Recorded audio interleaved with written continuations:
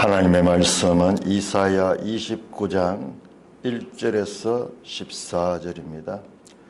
이사야 29장 1절.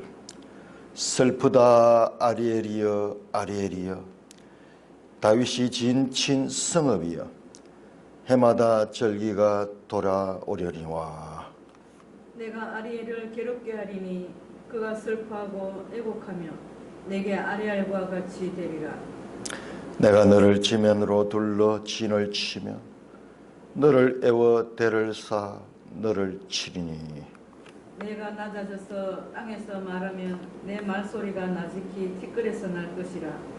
내 목소리가 신접한 자의 목소리같이 땅에서 나며 내 말소리가 티끌에서 지끌이리라. 그럴지라도 내 대적의 무리는 세미한 티끌 같겠고 강포한 자의 무리는 날려가는 겨와 같으리니 그 일이 순식간에 갑자기 일어날 것이라. 만군의 여호와께서 우레와 지진과 큰 소리와 회오리바람과 폭풍과 맹렬한 불꽃으로 그들을 징벌하실 것인즉, 아리엘을 치는 열방의 무리 곧 아리엘과 그 요새를 쳐서 그를 공고하게 하는 모든 자는 꿈같이 밤에 환상같이 되리니. 줄인 자가 꿈에 먹였을지라도 깨면 그 속은 여전히 비고, 목마른 자가 꿈에 마셨을지라도 깨면 곤비하며 그 속에 갈증이 있는 것 같이 시온산을 치는 열방의 무리가 그와 같으리라. 너희는 놀라고 놀라라. 너희는 맹인이 되고 맹인이 되라. 그들의 취함이 포도주로 말미암음이 아니며 그들의 비틀거림이 독주로 말미암음이 아니니라. 대저 여호와께서 깊이 잠들게 하는 영을 너에게 부어주사 너희의 눈을 감기셨음이니 그가 선지자들과 너희의 지도자인 선견자들을 덮으셨음이라. 그러므로 모든 계시가 너희에게는 봉안책의 말처럼 되었으니 그것을 글 아는 자에게 주며 이르기를 그대에게 청하노니 이를 읽으라 하면 그가 대답하기를 그것이 봉해졌으니 나는 못 읽겠노라 할 것이며, 또 그 책을 글 모르는 자에게 주며 이르기를 그대에게 청하노니 이를 읽으라 하면 그가 대답하기를 나는 글을 모른다 할 것이니라. 주께서 이르시되 이 백성이 입으로는 나를 가까이하며 입술로는 나를 공경하나 그들의 마음은 내게서 멀리 떠났나니 그들이 나를 경외하면 사람의 계명으로 가르침을 받았을 뿐이라. 그러므로 내가 이 백성 중에 기이한 일 곧 기이하고 가장 귀한 일을 다시 행하리니 그들 중에서 지혜자의 지혜가 없어지고 명철자의 명철이 가려지리라. 오 아버지 하나님, 오늘을 감사합니다. 하나님의 깊은 뜻을 볼 수 있는 복된 시간을 이 땅에서부터 가지게 하신 은혜를 찬송하며 하나님 마음을 잘 깨닫고 하나님의 마음을 시원하게 해드리는 성도들 되게 하여 주시옵소서. 우리 주 예수 그리스도의 이름으로 기도드리옵나이다. 아멘. 자, 오늘 이 본문은 BC 701년에 아수르 왕의 산헤립이 예루살렘을 공격해 들어옵니다. 자, 그 내용이 36장에서 39장에 사실적으로 나타납니다. 열왕기 내용을 그대로 인용해서 나타납니다.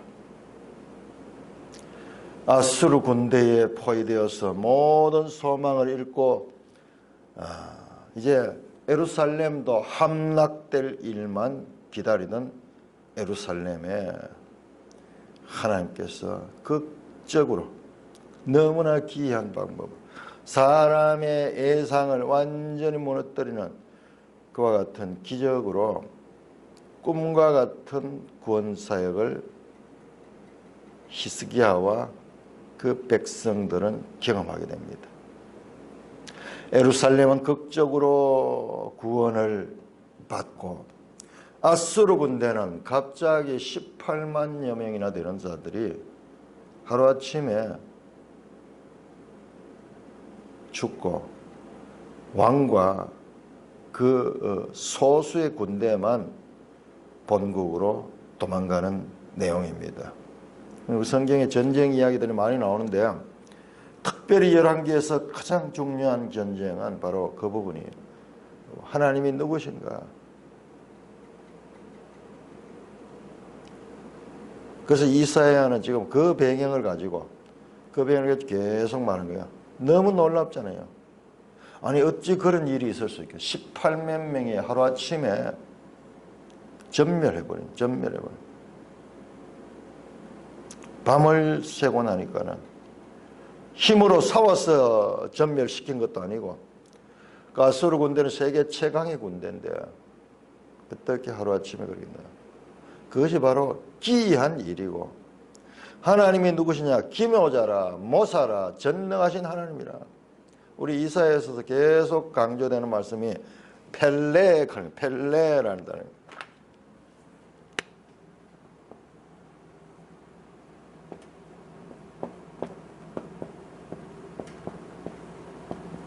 원더, 놀라운 일. 여기다 붙으면 원더풀. 기묘자라, 기이하다, 놀라운 하나님.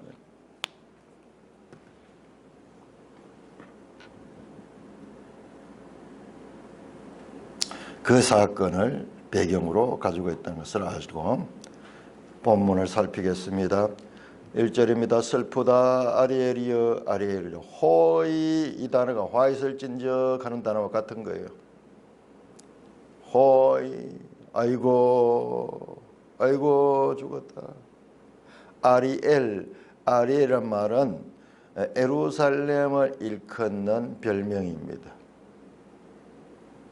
우리 매일성경 그 해설에 지금 잘 나와 있습니다. 또한 이 아리엘은요, 문자적으로는 제물을 태우는 제단의 윗부분을 갖다가 아리엘이라고 그래요. 하리엘이라고 하는데요. 자, 두 가지 의미를 동시에 알고 있으면 좋습니다. 자, 아리엘이여 예루살렘이여 다윗이 진친 성읍이여. 사무엘하 5장에 보면 다윗이 예루살렘을 공격해서 여부수 사람으로부터 그 여부수의 땅을 빼앗아서 이제 나중에 그것이 바로 다윗성이 되고 이것이 예루살렘이 되어서 유다의 수도가 되고 성전을 세웠죠. 그 다윗의 진친성읍 예루살렘을 향하여 애곡하고 있습니다. 해마다 절기가 돌아오려니와. 해마다 이제 절기가 있습니다. 예루살렘 성전에서 절기를 행하죠. 내가 아리엘을 괴롭게 하리니 그가 슬퍼하고 애고하며 내게 아리엘과 같이 되리라. 여기서 아리엘과 같이 갈 때 이것은 에스겔 43장 15절 16절 나오는 바로 제단, 번제단의 윗부분. 번제단은 어떤 것입니까? 불태우는 것이죠. 늘 불로 태우는 것이죠. 불태워진다는 말입니다. 아리엘을 괴롭게 하니 그가 슬퍼하고 애고하여 내게 아리엘과 같이 되리라.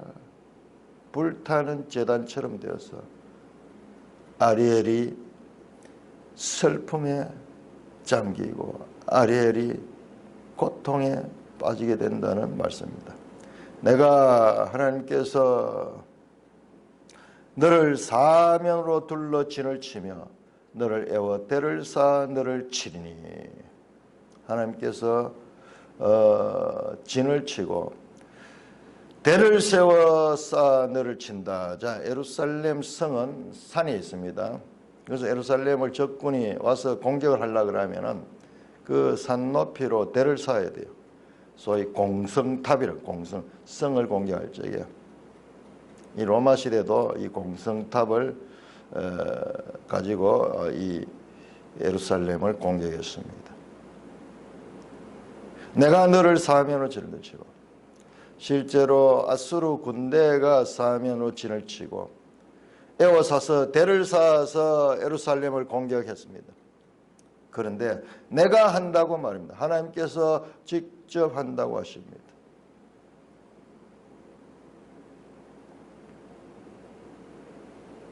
하나님이 아수르를 통하여 예루살렘을 공격하는 것은 그것이 바로 하나님이 하시는 것이다. 그 모습만 볼 것이 아니라 그 배경에 있는 하나님의 역사를 우리는 볼 수 있습니다. 그 결과 4절 네가 낮아져서 땅에서 말하며 네 말소리가 낮이기 티끌에서 날 것이라. 그 공격을 당해가지고 낮아지고, 그래서 땅에서 말하며, 여기서 낮아졌다는 겸손하다는 뜻보다도 망했다는 거예요. 높은 데에 있던 자가 땅에서 말하며 네 말소리가 낮이기 티끌에서 날 것이라. 땅 속에 있는 것 같아요. 네 목소리가 신접한 자의 목소리같이 땅에서 나며 네 말소리가 티끌에서 찌끄리라. 네 목소리, 네 말소리. 자, 요거 한번 보세요. 여기 바로 우리 앞에 나왔던 28장 23절과 비교하면서 28장 23절 너희는 귀를 기울여 내 목소리를 듣고 자세히 내 말을 들으라. 하나님의 말씀을 들어간다. 자, 이제 하나님의 말씀을 듣지 않던 그 유다는 너의 목소리와 너의 말소리는 어떤 거냐? 신접한 자의 소리가 땅에서 나면 네 말소리는 티끌에서 찌꺼리라. 신접한 자. 그 당시에 무당들이 이렇게 애언을 할 적에 잘 사람이 알아들을 수 없는 소리를 가지고 이렇게 찌꺼리는 거죠. 그런 소리 같단 말이죠. 죽음 속에서 웅얼거리는 소리를, 죽음 속에서 사망의 노래를 우리가 보았습니다. 죽은 자들이 그 안에서 탄식하는 사망의 애가를 우리는 이사야 14장에서 봤습니다. 너도 우리같이 쓰러졌느냐. 세상의 모든 왕들이 그 스올 음부에 와 있던 그 지하에 있던 왕들이 바벨론 왕이 들어가는 거 보고 놀라서 자리에서 너도 우리같이 망하였느냐. 그 지하 세계의 죽은 자들의 소리가 땅 속에서 올려나온다.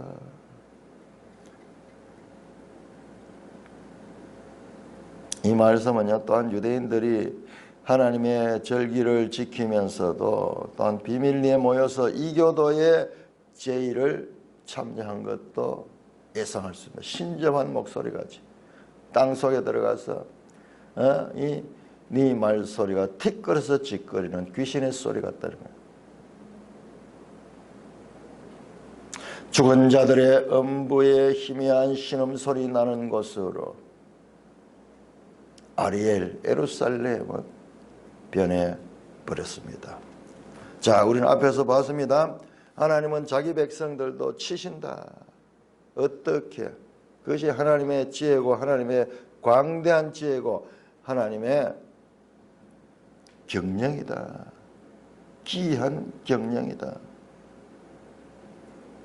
어떻게 하면서 그 백성들을 정화시키고 그 백성들을 살리기 위하여. 자, 5절입니다. 그럴지라도 앞의 내용과 연결해서 그와 같은 고난을 당하지만은, 그렇지만은 네 대적의 무리는 세미한 티끌 같겠고 강포한 자의 무리는 날려가는 겨 같다. 자, 이 아리엘을 공격하는, 예루살렘을 공격하는 자 누굽니까? 그를 지면으로 둘러 진을 치고 싸면에 대를 쌓아서 너를 치던 그 아수르. 그 네 대적 아수르는 세미한 티끌 같겠고 강포한 자의 무리는 날려가는 겨 같다. 엄청난 힘과 그리고 위세를 가지고 예루살렘을 공격하는 그 아수르 군대가 하나님 보시기에는 세미한 티끌 가운데서도 더 작은 티끌이에요. 보이지 않는 티끌. 그리고 폭력을 가지고 힘으로 몰려오는 무리는 뭐가 같느냐? 날려가는 겨와 같아. 아무것도 아니다 하는 거야. 헛살아. 그들이 그 일이 순식간에 갑자기 일어날 것이라. 자, 이 내용이 아까 말씀드렸던 바로 산헤립의 18만 군대가 순식간에 망하게 되는 것을 말합니다. 하늘 앞에 그 열국은 통에 한 방울 물에 지나지 않고 태풍 앞에 놓여있는 진토와 같고 티끌과 같은 것, 저울 위에 올려지는 티끌처럼 아무런 존재감이 없다는 것입니다. 사람이 보기에 때는 무섭고 영원한 힘을 가진 것 같고 참으로 강포한 것 같지만은 그러나 하나님 앞에 그것은 티끌 같고 개에 지나지 않습니다. 자, 우리 사도행전 4장 한번 볼까요? 사도행전 4장. 사도행전 4장 25절은 이렇게 말씀합니다. 또 주의 종 우리 조상 다윗의 입을 통하여 성령으로 말씀하시나 어찌하여 열방이 분노하며 족속들이 허사를 경영하였는고 세상의 군왕들이 와서 났으며 관리들이 함께 모여 주와 그의 그리스도를 대적하도소이다. 이게 시편 2편의 인용입니다. 시편 2편 1절 2절 인용입니다. 26절에 나오는 그의 그리스도와 대자다. 그의 그리스도는 기름 부은 반자죠. 지금 헬라어로 이렇게 번역을 해서 그리스도라고 번역했어요. 어찌하여 열방이 분노하며 족속들이 허사를 경영하는가. 세계의 강대국 왕들이 제국주의 왕들이 힘을 모아서 군대를 이끌고 와서 세상을 지배하지만 그것은 허사를 경영하는 것이다. 여호와의 경영이 아니다 하는 거예요. 그들로부터 나온 경영은 허사를 경영한다. 티끌 같고 바람에 날리는 겨 같은 것이다. 없는 것이다. 꿈과 같은 것이다. 하늘에 계시니가 비웃으시리라 말씀하죠. 시편 2편에. 세상이 모여가지고요. 대오를 정비하고 무기를 점검하고 복장을 점검해서 이제 큰 전쟁을 피하려고 하고 있는데 그것은 하나님 보시기에 참으로 우스운이에요. 우스운이에요. 왜? 태풍 앞에 겨와 같은 존재. 그들이 뭔가 이루어질 것 같이 착각하고 있는 거예요. 하나님으로부터 실소를 내게 하는 것입니다. 6절 만군의 여호와께서, 자, 우리 이사야에서 계속 만군의 여호와 츠바옷, 만군의 여호와께서 그 산헤립과 그 아수르 군대를 향하여 개입하십니다. 우레와 지진과 건소리와 회오리바람과 폭풍과 맹렬한 불꽃으로 그들을 징벌하실 것인저. 아리엘을 치는 열방의 무리 곧 아리엘과 그 요새를 쳐서 그를 공고하게 하는 모든 자는 꿈같이 밤에 환상같이 되니. 자, 우리는 여기서 좀 헷갈립니다. 하나님이 지금 1절에서 4절에는 하나님께서 아리엘을 친다고 그랬는데 지금 여기서는 또 아리엘을 치는 그 아수르를 치신다고 말합니다. 하나님이 이놈도 치고 저놈도 치고, 하나님은 그냥 치기만 하시는 분인가? 그저 치기만 하는 분인가? 우리 다시 27장 돌아갑시다. 27장 7절. 주께서 그 백성을 치셨던들 그 백성을 친 자들을 치심과 같았겠으며 백성이 죽임을 당하였던들 백성을 죽인 자가 죽임을 당함과 같았겠으며. 치지만은 하나님께서는 다 그 치는데도 정도가 있습니다. 그냥 감정에 휩싸여 가지고 사람들처럼 이 분노감과 감정에 휩싸여 가지고 자기도 감당하지 못하는 일을 저지르는 그와 같은 하나님이 아니시다는 것입니다. 치더라도 그 백성과 그리고 그 백성을 친 자들을 치심은 다르다는 것입니다.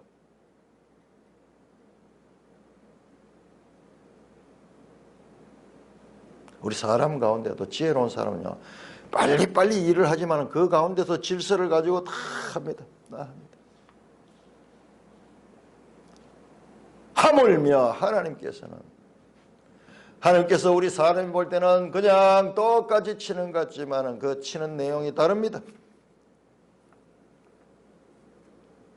아리엘을 치는 열방의 무리와 곧 아리엘과 그 요새를 쳐서 그를 공고하게 하는 모든 자는 꿈같이 밤에 환상같이 되게 하니, 하나님의 백성들을 공격하며 하나님의 백성을 치는 그 열방의 무리, 그 무리들을 꿈같이 밤에 환상같이 된다. 자, 여기에 티끌, 겨, 회오리 바람, 폭풍, 맹렬한 불꽃, 서로 대조가 안 되죠. 꿈같이 밤에 환상같이 된다. 없는 것이다. 없는 것. 하나님 앞에 그것들은 없는 것 같다. 통에 한 방울 물 같다. 큰 물통에 한 방울 물에 지나지 않는다. 태풍 앞에 티끌 같은 존재다. 하나님이 누구신가? 하나님 백성을 치는 그들을 하나님께서는 꿈같이 밤에 환상같이 그들을 물리칠 수 있는 분입니다.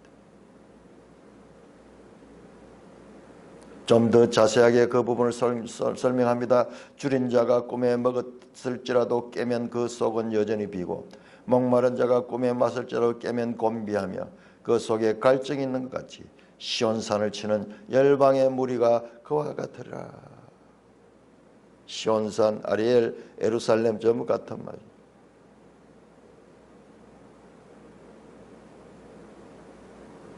하나님의 백성을 치는 자들은 잠시 승리한 것 같고 잠시 그들이 성공했는 것 같지만은 그러나 그것은 꿈 같은 것이다. 일시적인 것이다.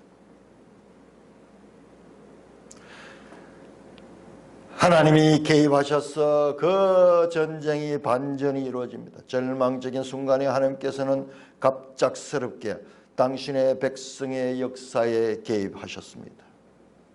6절 나옵니다. 큰 소리와 지진과 우레와 회오리 바람과 폭풍과 맹렬한 불꽃으로 개입하셨습니다. 예루살렘은 함락 직전에 전혀 예기치 않는 구원을 경험합니다. 하나님의 개입이 너무나 갑작스럽기에 사람들은 현실이 아닌 꿈을 꾸는 듯한 착각에 빠지게 되는 것입니다. 이와 같은 하나님을 경험한 자들은 평생 하나님을 잊지 않습니다. 평생 잊지 않는 것이 아니라 잊을 수가 없습니다.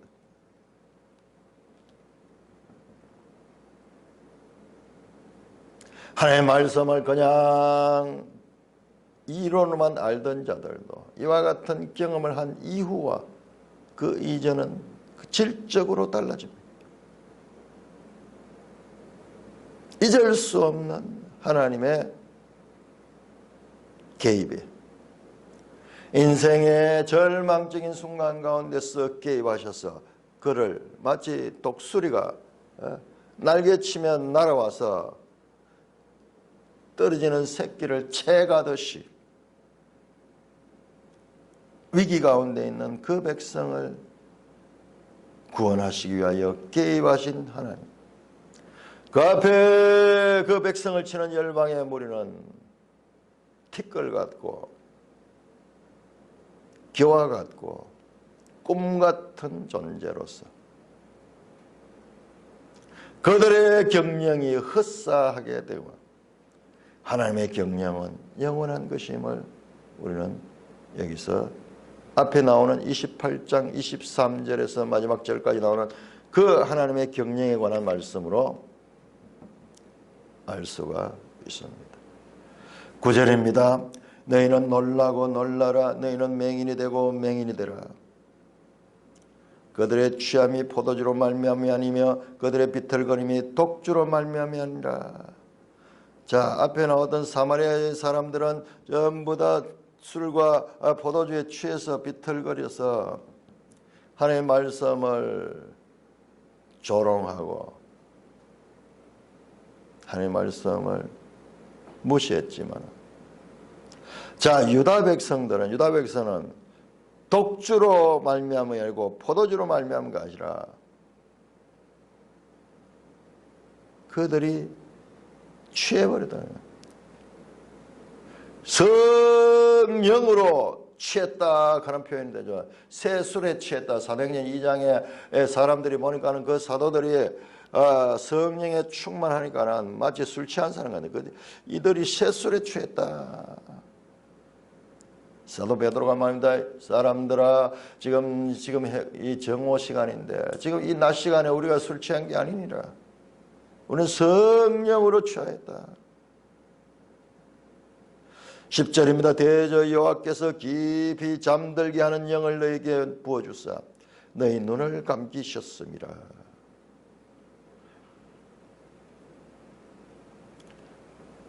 성령으로 충만함을 받은 자들이 새술에 취한 같이 하나님께서 그들에게 깊이 잠들게 하는 영을 부어주셔서 그들의 눈을 감기셨습니다.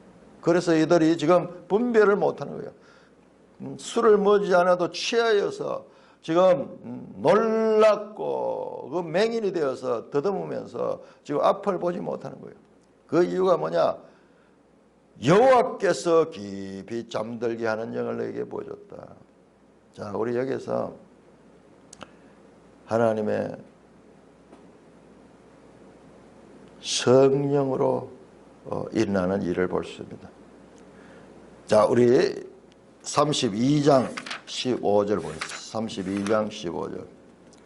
32절 15절은 이렇게 말합니다. 마침내 위에서부터 영을 우리에게 부어주시니 광야가 아름다운 밭이 되며 아름다운 밭을 숲으로 여기게 되리라. 위에서부터 영이 부어지면요, 하나님의 놀라운 역사가 일어나는, 광야가 아름다운 밭이 됩니다. 위로부터 오는 영은 구원받는 백성에게는 생명으로 역사하게 되고, 그리고 멸망받는 자들에게는 잠들게 하는 영으로 역사하여서 그들의 눈을 감기어서 소경이 되고 맹인이 되게 만들어버립니다. 이들은 눈앞에 전개되는 사건들에 놀라 당황할 뿐 상황을 바르게 인식하지도 못합니다. 사건의 배후에 역사하신 하나님의 손길은 더더욱 깨닫지 못합니다. 그들은 맹인이 된 동시에 하나님의 진리를 알 수 없게 되었습니다. 자, 그런데 우리 여기에서 아주 우리 이사야서에서 나오는 중요한 난해 구절이 나옵니다. 자, 그들이 하나님의 말씀을 깨닫지 못하는 것은 하나님께서 그렇게 하셨다는 거예요. 하나님이 하셨다는 겁니다. 하나님의 주권이랍니다. 자, 그렇다면 우리가 질문할 수 있습니다. 아니, 하나님의 잠들게 해놓고 하나님의 깨닫지 못하게 해놓고 그들에게 진노하시고 그들에게 경고하시고 그들에게 심판하시는 거 아니에요? 이건 하나님의 책임이 아닌가? 자, 이와 똑같은 내용이 이사야 6장 9절에서 10절에 나왔습니다. 그들로, 자, 6장 9절 10절 우리 한번 다시 찾아보겠습니다. 이사야 6장 9절 10절, 이건 신약 성경에도 인용이 되면서 우리 성경을 해석하는데 가장 난해 구절 가운데 하나입니다. 6장 9절에서 10절, 여호와께서 이르시되 가서 이 백성에 이르기를 너희가 듣기는 들어도 깨닫지 못할 것이요 보기는 보아도 알지 못하려 하여 이 백성의 마음을 둔하게 하며 그들의 귀가 막히고 그들이 눈에 감기게 하라. 염려하건대 그들이 눈으로 보고 귀로 듣고 마음으로 깨닫고 다시 돌아와 고침을 받을까 하노라. 무슨 말이에요? 구원하시는 하나님이요. 어떻게 구원하지 못하게 하시잖아요. 자, 여기도 마찬가지로 눈을 감겨셔놓고 왜 그들에게 하나님의 말씀을 깨닫지 못하고 하나님의 뜻을 보지 못하느냐고 징계하시는 하나님. 자가 모순처럼 보이지 않습니까? 자, 우리 성경에는 이와 같은 요소들이 보편적으로 나타납니다. 일관되게 나타납니다. 자, 이것을 해결할 수 있는 방법은 하나님의 주권과 사람의 책임의 관계입니다.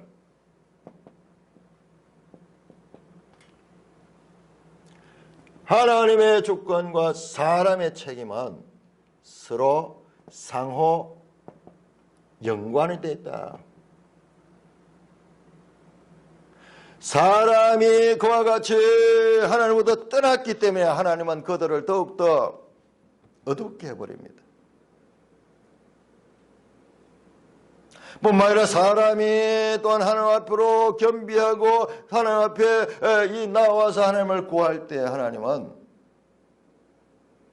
그들에게 눈을 열어주시기도 하십니다. 하나님의 주권과 사람의 책임은 우리의 생각, 우리의 지혜로서는 이해할 수 없는 영적인 것과 같은 영역입니다. 여기서 우리가 알 수 있는 상호 연관성을 가졌다. 그러니까 우리의 눈에 보이지 않지만 이 모든 것들은 사람의 책임이라는 거예요. 사람의 책임. 그 사람의 책임은 하나님의 주권과 상호 연관성을 가지고 있다는 것입니다. 그러니까 우리 생각을 보면은 우리는 끊임없이 이런 질문을 가집니다. 하나님이 왜 사람을 창조해가지고 나중에는 타락하게 했는가? 하나님께서 왜 사탄은 또 이렇게 도셔가지고 타락하게 했는가? 모든 원인을 하나님께로 돌립니다. 끝없는 핑계, 끝없는 핑계. 아닙니다. 아닙니다. 그들의 반역 속에는 그들의 책임이 있습니다. 그들의 죄된 속성이 있습니다. 하나님이 어둡게 하셨기 때문에 깨닫지 못하는 것이나 그들이 하나님을 멀리하고 그 마음이 굳었기 때문에 하나님을 멀리한 것 같은 이야기예요. 이 모든 것에서 강조된 하나님의 주권입니다. 하나님의 주권. 그러나 사람의 책임도 하나님의 주권의 유기적인 관계로 역사한다는 것입니다. 자, 우리가 성경을 이해하는데 이 원리를 깨닫지 못하면 우리는 끊임없이 성경을 읽으면서 해석이 안 되는 거예요. 우리 생각을 가지고 끊임없이 질문만 하게 되는 것입니다.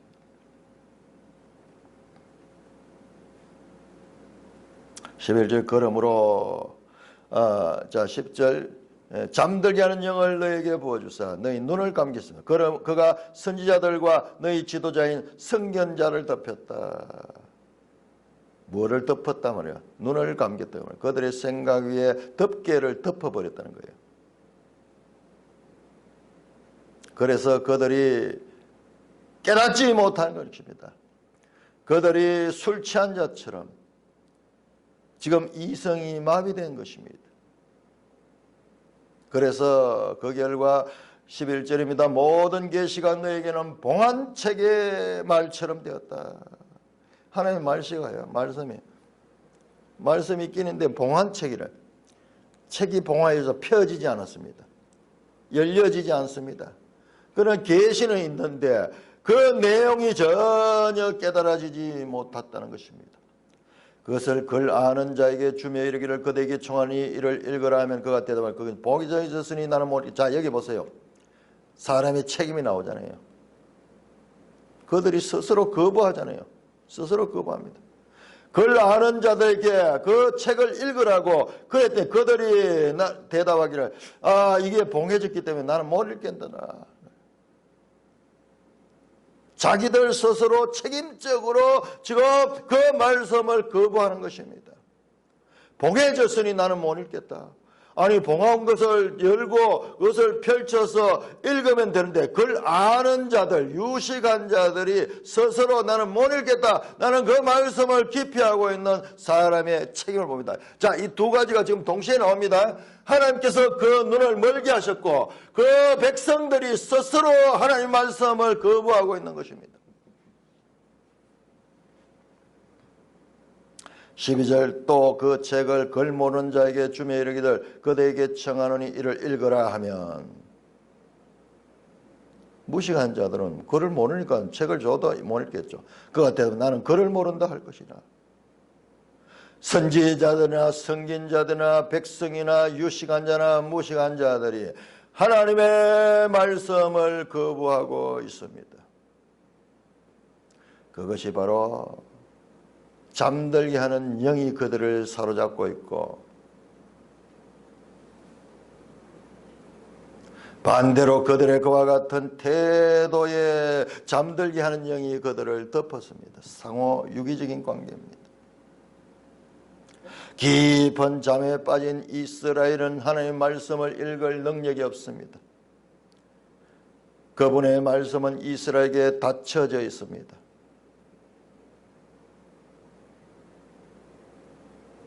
이방인들의 빛이 되어야 할 나라 유다가 소경이 되고 지각을 잃게 된 상황입니다. 13절입니다. 주께서 이르시되 이 백성이 입으로는 나를 가까이하며, 자, 이 백성이라는 표현이 나오면요, 내 백성이 아니라 이 백성이라고 나왔을 때는요, 경멸적인 어투입니다. 이 백성이 입으로는 나를 가까이하며 입술로는 나를 공개하나 그들의 마음은 내게서 멀리 떠나니 그들이 나를 경외하면 사람의 계명으로 가르침을 받았을 뿐이라. 자, 이 본문은 마태복음 15장 8절에서 9절에도 인용되고 마가복음 7장 6절에도 인용됩니다. 이 백성의 입은 입술로는 하나님을 공경한다고 합니다. 그러나 그들의 마음은 내게서 멀리 떠났다. 마음으로부터 나오는 믿음이 아니라 그냥 입술에 의식적이고 그냥 제의적인 그와 같은 형식적인 신앙을 지금 말씀하고 있습니다. 그들이 나를 경외한다 하는 그 경외함은 사람의 계명으로 가르침을 받았다.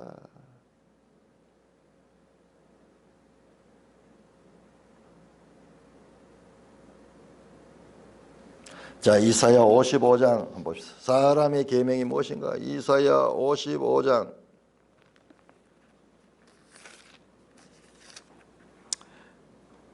8절 9절. 이는 내 생각이 너희 생각과 다르며 내 길은 너희 길과 다름이니라. 여호와의 말씀이니라. 이는 하늘이 땅보다 높음같이 내 길은 너희 길보다 높으며 내 생각은 너희 생각보다 높음이니라. 사람의 계명을 가지고 사람의 계명으로 하나님의 계명을 한정하고 있는 것입니다. 하나님의 뜻과 사람의 뜻은 하늘과 땅처럼 차이가 나는데도 입술로는 그들이 하나님을 공경한다 하지만 사람의 계명의 한계 속에 하나님의 계명을 가두어 버렸기 때문에 그들에게는 하나님의 뜻이 깨달아지지 못하는 것입니다. 그들이 맹인이 되었습니다. 봉안책을 가진 사람이 되었습니다. 그 책이 그들에게 펴지지 않았습니다. 자, 우리가 이 성경을 보면서요, 요한계시록 보면 열린 책이 나오거든요. 열린 책. 이 서로 울림이 있는 거예요. 울림이 있는 거죠. 봉안책, 열린 책. 14절은 그러므로 내가 이 백성 중에 귀한 일 곧 귀하고 가장 귀한 일을 다시 행하리니 펠레 세 번 나옵니다. 세 번. wonderful 귀하다. 하나님의 일은 귀합니다. 귀합니다. 사람의 상식과 사람의 경험과 사람의 보편적인 생활에서 일어나는 원칙을 완전히 깨뜨려버리는 사람이 지배하고 사람의 경험으로 모든 것이 판단되는 이 세상에서 사람의 경험과 사람의 지혜와 사람의 상식을 뛰어넘는 하나님의 일이 나타날 때는 그것이 너무 귀한 거예요. 귀한 것이. 28장 21절 우리 한번 볼까요? 어제 나왔던 내용에서도 나옵니다. 28장 21절 후반절에 그의 사역은 기이하다. 그의 사역, 그의 일은 기이한 일이에요. 이분은 이름 자체가 기묘자입니다. 기묘자, 원더풀, 펠레입니다. 자, 하나님이 이 백성 중에 기이한 일, 곧 기이하고도 가장 기이한 일, 세 번의 반복해서 펠레, 기이한 일, 원더풀, 다시 행한다. 그들 중에서 지혜자의 지혜가 없어지고 명철자의 총명이 갈려지더라. 그들 중에 지혜롭다는 자들, 명철한 자들이에요. 그들은 다 인간의 상식과 인간의 경험과 인간의 학문에서 나온 지혜를 가지고 있지만 그 지혜가 하나님의 기이한 일을 만나게 될 적에 그것들이 무식하게 되고 그들이 가지고 있는 일반 상식은 파괴될 것입니다. 하나님의 말씀을 읽고 듣는다고 모두가 깨달음이 있는 것이 아닙니다. 자기가 듣고 싶어하는 말만 들으려고 해서는 하나님의 말씀을 들을 수 없습니다. 마음의 문을 열고 자기에게 주어지는 말씀이 무엇인지 귀를 기울여야 합니다. 너희는 귀를 기울여 내 말을 들으라. 자세히 내 목소리를 들을지어다. 제의적 경건과 참된 신앙을 구분할 수 있어야 됩니다. 그들이 입술로 공경하는 그것은 외모적인 것과 같은 것입니다. 하나님은 공의로 그들을 판단하십니다. 껍데기 가지고는 하나님을 속일 수 없습니다.